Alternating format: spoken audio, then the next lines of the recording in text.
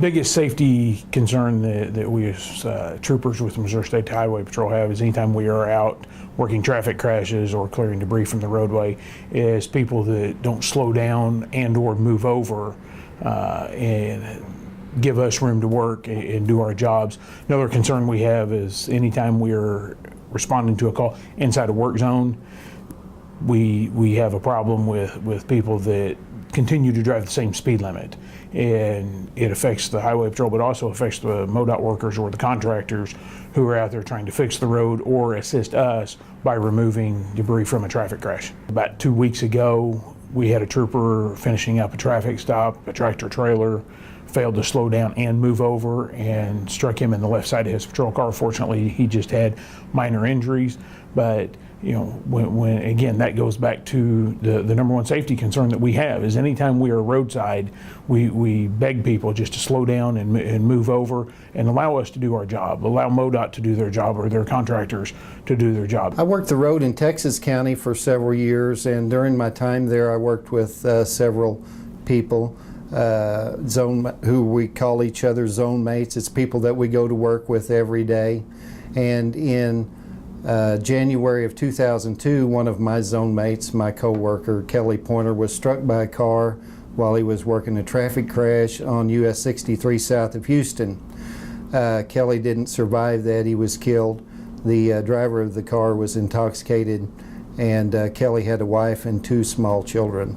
A second co-worker of mine was killed in 2005 while conducting a traffic stop on US 60 west of Kabul. Trooper Kevin Floyd. He had stopped a car there, and during the course of the traffic stop, a vehicle who was traveling in the same direction that he was, the driver of the car reached down to pick something up out of the floorboard, swerved over and struck him. Trooper Floyd had a wife and 2 small children also. And if I could ask our fellow citizens in Missouri to do one thing, just remember that driving from point A to point B is the most important task, not Facebooking or texting or even making a phone call or even eating while you're in your car. Anytime you enter a work zone, you need to have your head on a swivel, reduce your speed, and pay attention at all times. I would ask motorists to pay attention to the task of driving. They need to realize that they're sitting inside a projectile that sometimes can weigh several thousand pounds. They need to realize that the choices they make can influence people's lives for many years to come. I've worked many traffic crashes over the years. I don't remember the faces of the victims, but I remember the faces of the survivors and the people who have told that their family member was killed in a traffic crash.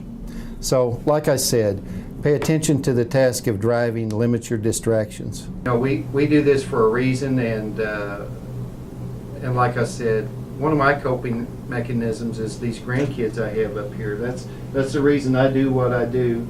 I have 3 grandkids, and I'm rich because I do have them. And you know, you need to understand that people who are involved in traffic crashes, sometimes they'll never have the opportunity to see their grandkids.